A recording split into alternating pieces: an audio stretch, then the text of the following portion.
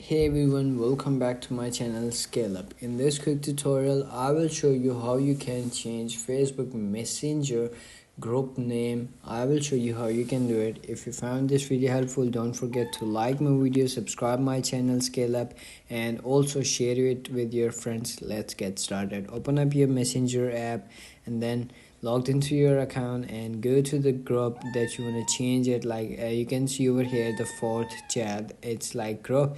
So simply click on that group and then go to click on that like your group name, and then you will comes in this page, and you will see over here on the top beside your picture or like group name, you will see under that change name and image. Click on that blue option and you will see over here options. Over here you can simply upload the photo of your group, or as well click it on emoji or like add it on emoji. So above this you will see the group name. Simply click on that group and then change your group name that you want to add it.